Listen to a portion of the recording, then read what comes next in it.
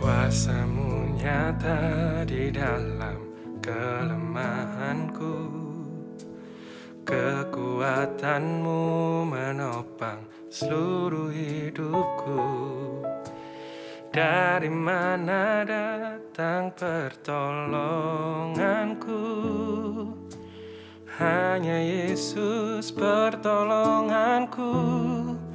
Engkaulah sumber kekuatan hatiku, tempat persembunyianku. Engkau penolong di saat susahku, tempat perlindunganku.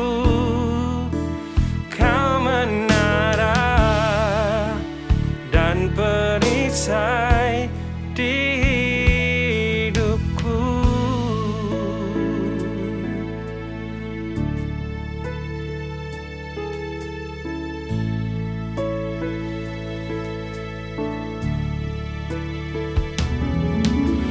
Kuasamu nyata di dalam kelemahanku, kekuatanmu menopang seluruh hidupku. Dari mana datang pertolonganku? Hanya Yesus pertolonganku. Engkaulah sumber kekuatan hatiku, tempat persembunyianku. Engkau penolong di saat susahku, tempat perlindunganku.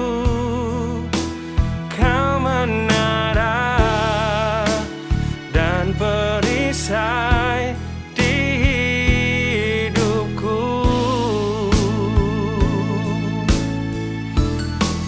Engkaulah sumber kekuatan hatiku, tempat persembunyianku. Engkau penolong di saat susahku, tempat perlindunganku.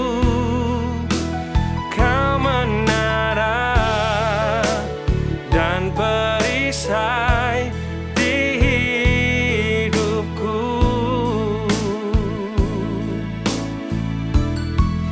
Engkaulah sumber kekuatan hatiku, tempat persembunyianku.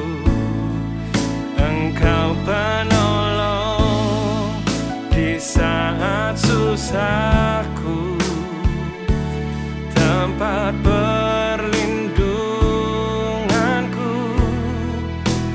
Kau menara dan perisai di hidupku.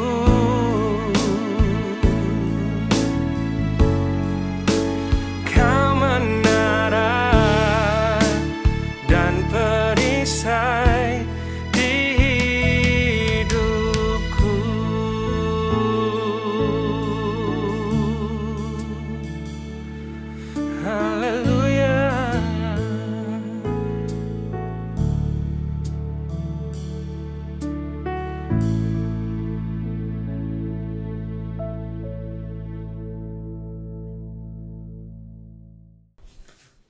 Haleluya.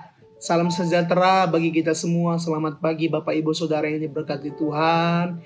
Pagi ini kita bersyukur kepada Tuhan karena Tuhan baik, teramat baik dalam kehidupan kita, terkhususnya orang-orang yang percaya. Bukti nyata kebaikan Tuhan adalah kita boleh ada sampai hari ini semua karena anugerah Tuhan. Kita boleh sehat, kuat, itu semua karena kemurahan Tuhan. Pagi hari ini saya akan membawa firman Tuhan yang berjudul tentang kebaikan yang tulus.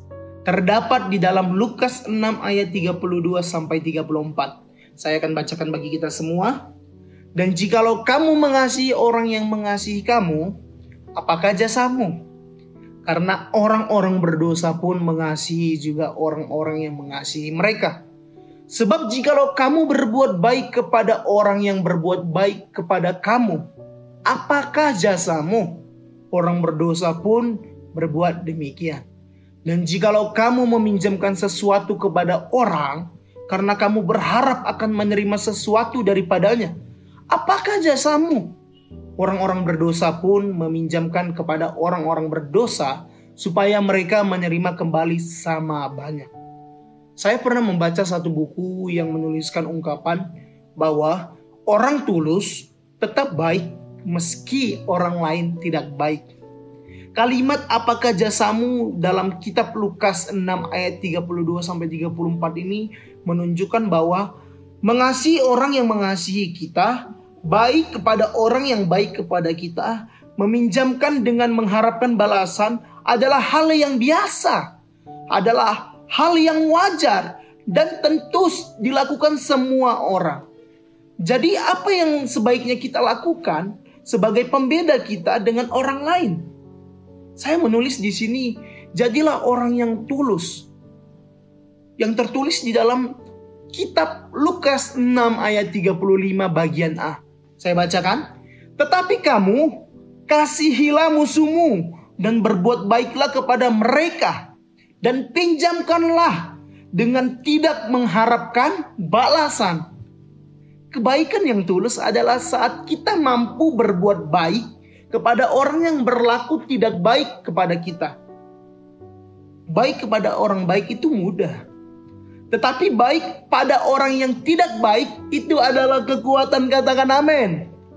Orang yang berbuat baik dengan tulus tidak akan berubah hanya karena orang lain tidak memperlakukannya dengan baik. Oleh sebab itu kita mau mempelajari, sama-sama kita meneladani karakter Yesus.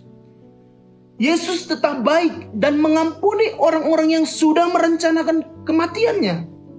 Bahkan di detik-detik terakhir pun Yesus melakukan mukjizat. Ketika seorang hamba imam besar yaitu Malkus mau menangkap Yesus, datanglah Petrus memutuskan telinganya dengan pisau, dengan pedang. Namun Yesus tetap melakukan mukjizat, menyembuhkan kembali telinga Malkus tersebut. Kita pun demikian. Mari kita tetap melakukan kebaikan dengan tulus kepada siapapun tanpa terkecuali. Jadikan kebaikan Tuhan dalam kehidupan kita sebagai alasan kita untuk berbuat baik dengan tulus kepada siapapun. Amin. Sebagai ayat penutup, saya akan bacakan di dalam Mazmur 103 ayat 2 sampai 5. Saya akan bacakan. Pujilah Tuhan hai jiwaku, dan janganlah lupakan kebaikannya. Dia yang mengampuni segala kesalahanmu, yang menyembuhkan segala penyakitmu. Dia yang menebus hidupmu dari lubang kubur, yang memahkotai engkau dengan kasih setia dan rahmat. Dia yang memuaskan hasratmu dengan kebaikan, sehingga masa mudamu menjadi baru seperti pada burung raja wali. Mazmur Daud menuliskan bahwa pujilah Tuhan hai jiwaku. Jangan lupakan kebaikan Tuhan. Allah yang kita sembah adalah Allah yang mengampuni kesalahan kita. Dan inilah yang menjadi iman kita bahwa Allah yang kita percaya adalah Allah yang memberikan kesembuhan bagi orang-orang yang percaya. Bagi orang-orang yang menunggu janji-janji firman Allah. Amin. Dan Yesus telah mati di kayu salib untuk mengorbankan hidupnya gantikan kita. mengangkat kita dari lubang kubur, membawa kita dari kegelapan menuju terangnya yang ajaib. Dan kelak kita akan dikaruniakan sebuah mahkota yang penuh dengan kasih setia dan rahmat yang kekal, dan memuaskan hidup kita, memuaskan jiwa kita, memuaskan hasrat kita dengan segala kebaikan yang Tuhan berikan.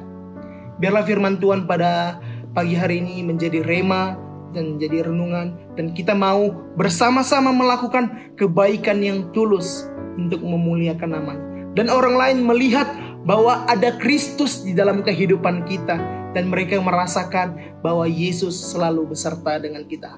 Puji Tuhan, amin untuk kebenaran firman Tuhan. Mari kita berdoa. Kami bersyukur Bapa yang baik atas firman-Mu pada pagi hari ini.